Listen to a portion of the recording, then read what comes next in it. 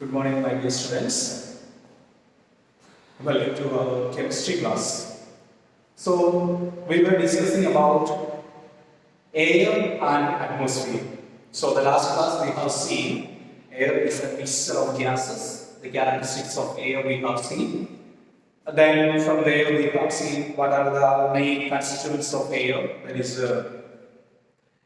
nitrogen and oxygen. Then we have seen about the first component, that is nitrogen, and there we have seen what are the importance of nitrogen or what are the uses of nitrogen. And there was a homework, and I hope you have done that one.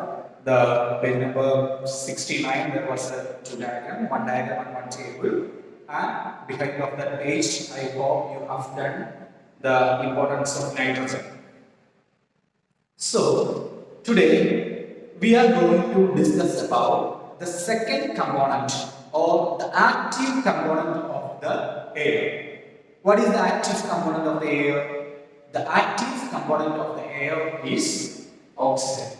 The active component of the air is oxygen. So we have said that there was a 78% of nitrogen was there, then 21% of oxygen. So we are discussing about the second component, the active component, oxygen today. So oxygen was found Carl William Shelley in 1772. Carl William Shelley in 1772. He was living in Sweden. He was a Swedish chemist. Okay, and he discovered oxygen. And he have done more, or he has done so many number of chemical reactions, and he found that oxygen. Now, mainly we are going to discuss about two importance of oxygen. What are the needs of oxygen? What are the help given by, or what are the support given by the oxygen to the human being? The first one, oxygen is essential for respiration. Oxygen is essential for respiration. I hope in biology you might have studied about what is respiration, or we can say that respiration is the breathing process. Okay, so during breathing, what we are doing, we are taking the air into our body from outside. So air consists of nitrogen, oxygen and other components, right? And we are using oxygen for the respiration. So respiration means already we are consuming food right now. So respiration means when we are consuming air into our body, the body consists of oxygen, and this oxygen is going to react with our food. Oxygen is going to react with our food, and it will give the product of carbon dioxide, water vapor and energy. Carbon dioxide, water vapor and energy. And this energy is used by the living organisms, including human being, for our various activities. Already we know what is energy. Energy is the capacity of doing some work. That means if you want to stand, you need energy, or whatever the works is done by the living organisms, it requires energy.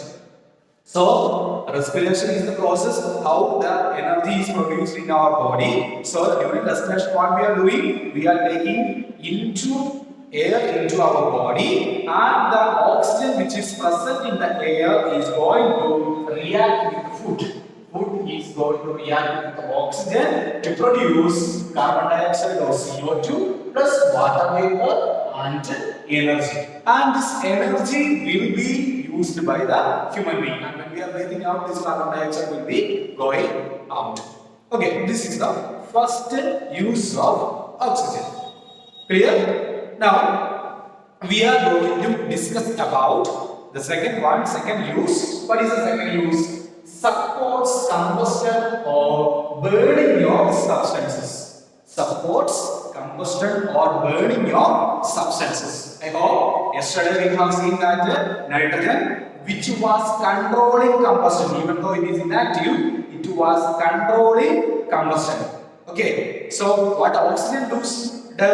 Oxygen is doing or it is helping the substance to burn. Without oxygen, substance is not able to burn. If something is a candle should be burned, means oxygen should be there. Oxygen is the one which is or the component in the air which helps in burning, or other word combustion. Burning or combustion is done by or helped by oxygen. Now again, we can take the page number 70. There is one activity is given. What is the activity? You are going to take a candle, a small candle you are taking. On the table, you are going to burn this candle. Okay. After we know that if it is burned on the air, what will happen? Normally, it will be burning as usual. So next, what you are going to do? You are going to take a bell jar, in the shape of bell. The top side, you can see that there is a small round shape that is the neck, and that's a small cap that we can take out. Okay. Now, candle is burning on the table, and we are going to take the jar and cover the candle in there. That means that is fully closed, and the candle, which one is burning, is going to get inside in the jar. Now what happens? The jar is going to separate the air from the outside, and some amount of air is there inside the jar.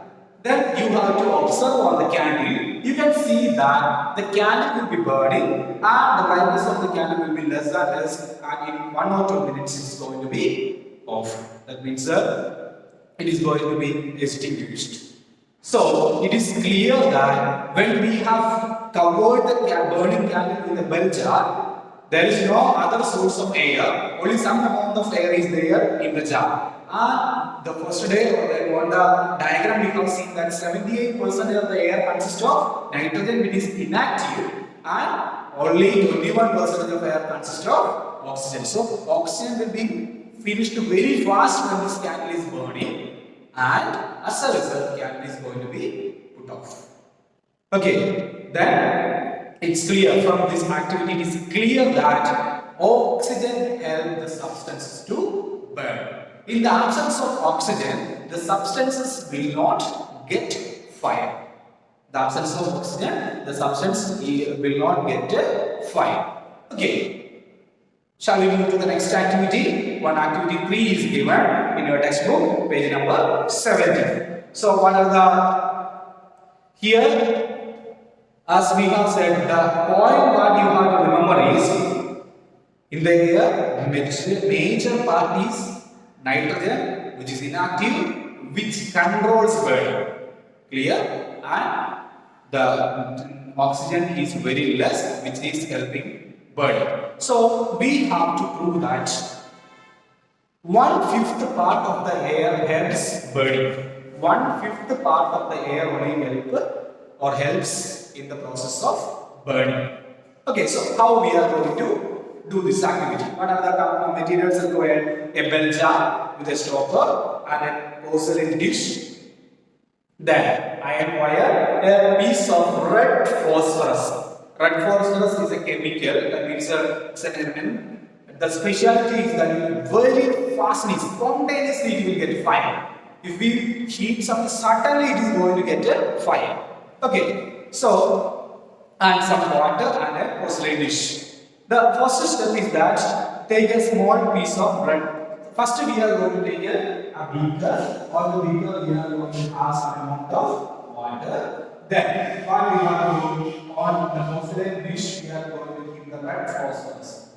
Okay, the phosphorus dish we are going to take the red phosphorus. The next one, the second step is that we are going to take a bell jar, and we are covering this one. We are going to cover this one. Okay, and this is a cap, that means we can open this one. The circular shape we can be removed so that we can open. Then, what will be the next step? Mark the water level in the bell jar. That means when the bell jar is filled, there will be water level will be there. This we are going to mark. Then about this water level, this is actually air. Is it not? This is actually air. And this air part we are going to divide into equal 5 divisions. Okay, we are going to divide into equal 5 divisions. 1, 2, 3, 4, 5. 5 divisions we have marked. This much is clear now. So we have taken on a beaker, we have taken the water. On the water, on a percentage, we have taken the red phosphorus. Then we have covered this one with the bell jar, and we have marked the water level.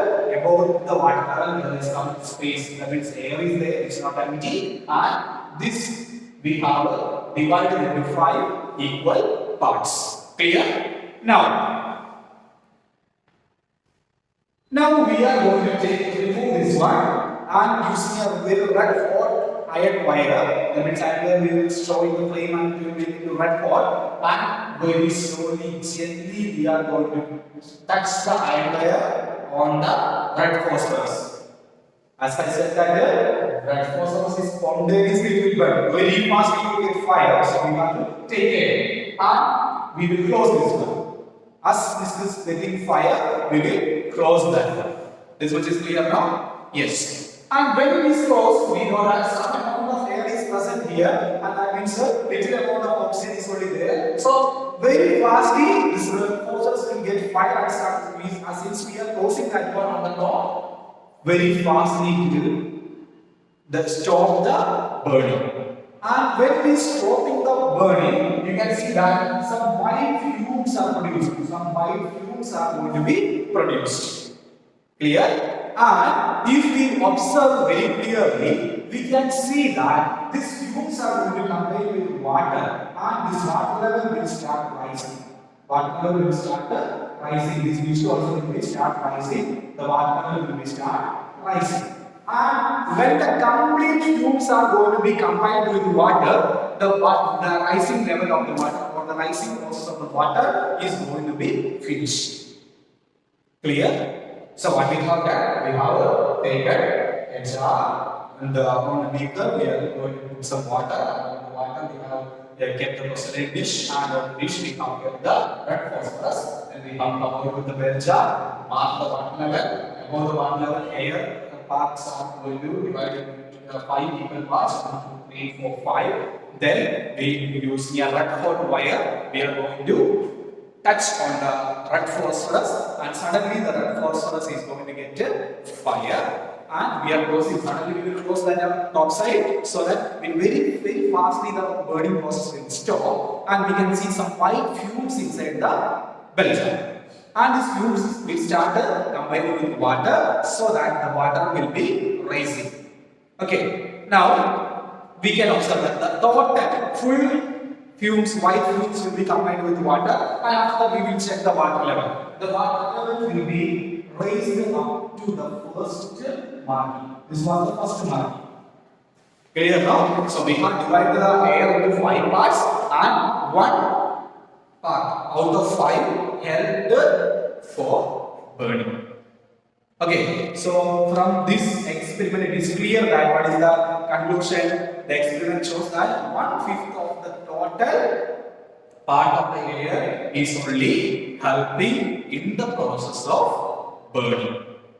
Or we can say that what will be the other 4 part? What will be which component will be there? Nitrogen. The component which is above this one, the first level, second, this part will be consist of nitrogen. Nitrogen is inactive. It will not help. It will not support the burning process, and instead of supporting, it will control the burning process. It will stop the burning. So one part only the oxygen was present. That much only to burn. That much only the water level was raised.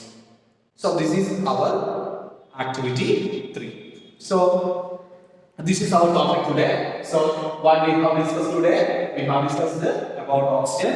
Oxygen was found by Carl William Shelley in 1772, and 2 uses of oxygen are that it is essential for respiration. Respiration means the living organisms are breathing. That means while breathing we are taking the oxygen inside. Oxygen is going to react with food to give carbon dioxide, water vapor and energy, and using this energy only all the living things including the human beings are doing some work. Then we have seen that the supports combustion, oxygen support combustion combustion or burning of substances. And there was two activities were there, and we have seen that only 1/5 of the part, 1/5 of the part of the air only is going to help in the process of burning. So there is a homework for you. What you have to do? You have to take an A4 size sheet, and on the A4 size sheet you have to write and draw activity 3. On the A4 size sheet you have to write and draw activity 3. Thank you.